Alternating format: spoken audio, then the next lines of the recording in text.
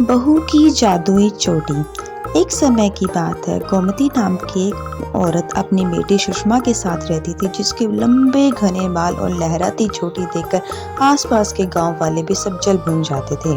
और वह जब भी यहाँ वहाँ कहीं बाहर निकल अरे अरे वो देखो सुषमा जा रही है, उसके बाल। अरे मत ही कहो तुम उसके बारे में कुछ। उसे देख कर तो बस मुझे गुस्सा ही आता है। तुम्हें पता है गांव के सारे जितने भी नौजवान लड़के हैं सब उसी के पीछे पागल है, हमें तो कोई देखता भी नहीं है। इसी तरह दिन बीतते रहे और सुषमा से जलने वालों की कमी नहीं थी। लो बेटी सुषमा, तुम ये कल कपड़े पहन लेना। क्यों माँ, क्यों? कल कुछ खास है क्या? कोई आ रहा है क्या? जो मैं ये कपड़े पहनूं? कोई आ रहा है तो बताओ ना मुझे। अरे बेटा, एक जगह तेरे रिश्ते की बात चलाई थी, वहीं से लोग तुझे देखने आ रहे हैं।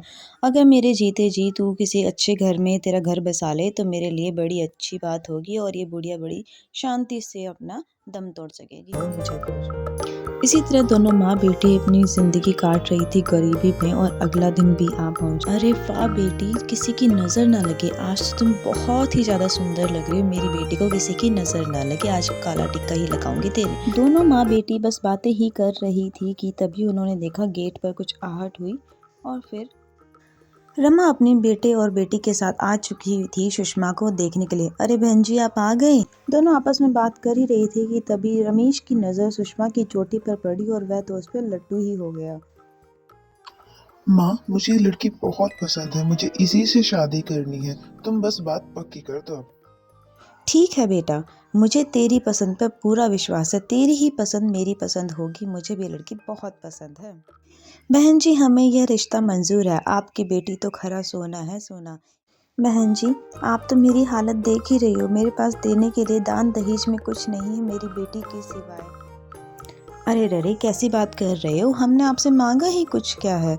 हम तो बस आपकी बेटी को मांग रहे हैं। आप बस इसे एक जोड़ी कपड़े में विदा कर दीजिए बस। इसी तरह दिन बीतते गए और शादी का समय भी नज़दीक आने लगा। दिन बीतते गए, समय बीतता गया और सुषमा की शादी भी हो गई और वह अपनी शादी करके पहुंच गई अपने पति के घर, अपने ससुराल में। सुषमा, तुम्हारे बाल इतने घने लंबे हैं कि मुझे तुम एक ही नजर में पसंद आ गई। बस जी बस, ईश्वर की कृपा है कि मुझे आप जैसा पति और ये ससुराल मिला है। इसी तरह सुषमा का एक दिन कंप्लीट हुआ ससुराल में। फिर अगली सुबह उठकर उसने फटाफट एक अच्छी बहू होने के सारे फर्ज निभाए। फटाफट जाकर किचन में खाना बनाया सबके लिए और फिर सब लोगों को परोसा भी।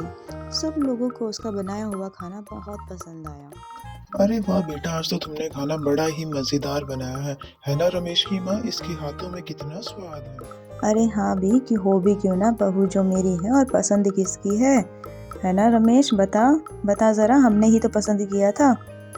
अरे बस भी करो माँ, एक तो गांव की अनपढ़ बहू लेके आई और ऊपर से इतनी तारीफ करोगी तो इसका तो घमंड ही नहीं रुकेगा। ये देख लेना हम सबके सर पे नाचेगी। हाँ हाँ हाँ, माँ देखा तुमने, किसी से जलने की बू आ रही है। मुझे तो लगता है कि इसको जलन हो रही है मेरी बीवी से और उसके घने लंबे बालों से। और हो भी क्यों ना, ये खुद तो परकटी है।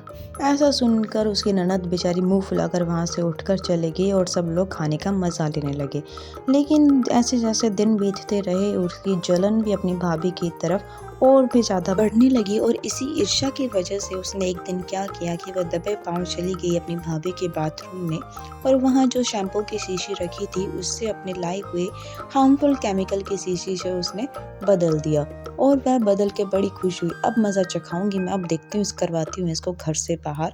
ऐसा विचार कर उसने क्या किया कि वो वाली जो ओरिजिनल शैम्पू की शीशी थी उसको वो बाहर ले आई। और जैसे जैसे फिर उसके बाद जो थी उसकी भाभी, वो नहाने के लिए आई सुषमा। और जैसे ही वो नहाने लगी, लेकिन उसके बाल, उसने देखा कि उसकी तो चोटी ही अलग कट कर गिर गई। यह सोचकर वह बड़ी दुखी हुई। अपना हाथ शीशे के सामने भी उसने खूब रोया, लेकिन कोई फायदा नहीं। और सबसे बड़ा पहाड़ तो तब टूटा जब उसकी सास ने उसे पकड़कर घर से बाहर निकाल दिया। बेचारी जाती तो जाती कहाँ, वह खूब गिड़गिड़ाई लेकिन कोई फायदा नहीं। माँ जी मुझे घर से मत निकालो, मैं जाऊं तो जाऊं कहाँ? आपको पता ही है मेरी माँ बीमार है और उससे ये सब सहा नहीं जाएगा, वो मर जाएगी। तो मैं क्या करूं? मरे तो मरे मेरी बला से, मैंने कौन सा तुम दोनों का ठेका ले रखा है? बस निकलो यहाँ से, अब तुम मेरे घर में नहीं रह सकती। बेचारी सुषमा सास के ताने देने के बाद वह निकल गई घर से और पहुंच जाते घने जंगल में जहां वो डरती डरती जा रही थी। फिर उसने देखा कि वहां एक साधु महाराज भी आराम कर रहे थे। फिर साधु महाराज भी उसकी आवाज सुनकर जग गए। क्या हुआ बेटी? इतना सुनते ही बेचारी वह रो पड़ी। रो मत बेटी, रो मत, मुझे बताओ हुआ क्या है आखिर। उसकी सारी बात सुन साधु ने कहा, लो बेटी, तुम दुखी मत हो। मैं अपने चमत्कार से तुम्हें एक चोटी देता हूँ, और यह चोटी तुम्हारी मामूली चोटी नहीं होगी।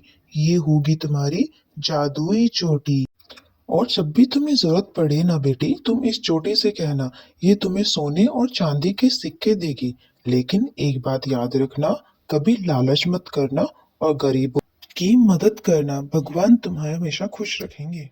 साधु की बात सुन मैं बड़ी खुश हुई और उसका धन्यवाद कर कर वापस लौट दी अपने ससुराल की ओर। और वहां जाकर उसने आवाज लगाई, सासू जी और सासू जी, देखो मुझे क्या मिला है। मुझे एक साधु महाराज मिले थे और उन्होंने मुझे ये जादू की चोटी दी है।